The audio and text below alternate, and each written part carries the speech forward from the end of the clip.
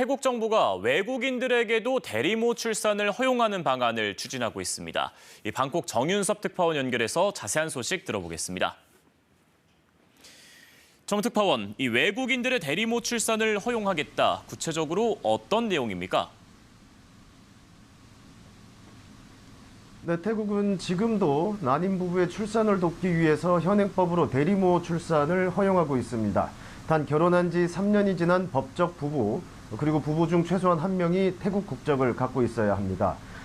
또 대리모가 될 여성은 부부와 친척 관계에 있는 태국인이어야 하고 보건당국의 승인을 받아야 합니다. 그런데 앞으로는 부부가 모두 외국인이어도 태국인 여성의 대리모 출산을 허용하는 법을 만들겠다는 건데요.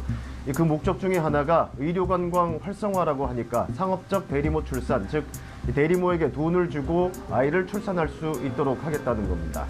이 외국인 대리모 출산은 과거에는 가능했는데 2015년부터 금지됐습니다. 과거에 가능했다가 한동안 금지했다는 건 어떤 문제가 있었기 때문인가요? 그렇습니다. 대표적인 사건이 있었는데요. 2013년 12월에 한 호주인 부부가 태국에서 한 태국인 대리모를 통해서 남녀 쌍둥이를 낳았는데 그중에 남자아이가 장애를 갖고 태어났습니다. 그런데 이듬해 이 호주인 부부가 이 남자아이를 버리고 여자아이만 데리고 돌아간 겁니다. 국제적으로 큰 공분이 일었고 태국 정부가 외국인의 대리모 출산을 금지한 겁니다. 이후에 태국에 남겨진 아이와 관련한 소식이 전해지기도 했었는데요. 2016년에 방송된 태국 현지 매체의 보도 보시겠습니다.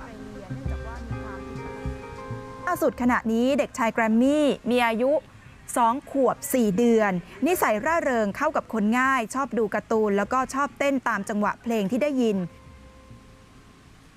건강하게 잘 자라고 있다니 다행인데 당시에 또 다른 사건도 있었죠. 한 외국인이 대리모를 통해서 10명이 넘는 아이를 낳았던 사건, 큰 충격이었습니다.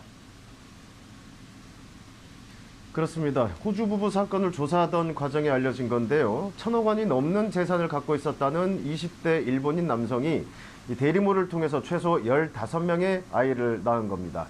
당시 이 남성은 병원에서 아기 1,000명을 갖고 싶었다. 선거에 나가려는데 대가족이 필요했다. 이런 식으로 말한 것으로 전해졌는데요. 심지어 대리모 출산한 아이가 20명이 넘는다, 20명이 넘는다, 아기를 밀매했다. 그런 얘기까지 나오기도 했습니다. 이렇게 대리모 출산 문제 논란이 끊이지 않고 있습니다. 하지만 유명인들 중에서도 이 대리모를 통해서 아이를 낳는 사례가 적지 않잖아요. 그렇습니다. 대표적인 사례가 테슬라 CEO 일론 머스크죠.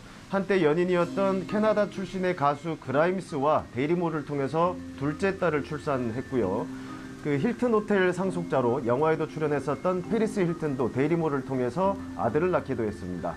그 외에 엘튼 존, 킴 카다시안, 니콜 키드먼 등 이미 많은 유명인들이 대리모 출산을 했는데 이런 일들이 가능했던 건 미국의 일부 주를 포함해서 우크라이나, 조지아, 콜롬비아 등 상업적 대리모 출산을 허용하는 나라들이 있었기 때문입니다.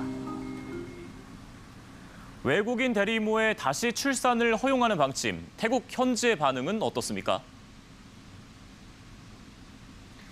네, 사실 외국인 대리모 출산 금지 이후에도 예를 들어 아이 한 명당 50만 바트, 우리 돈으로 1,800만 원을 받고 외국인들의 대리모 출산을 해준 조직이 적발되는 등 부작용이 끊이지 않아 왔습니다.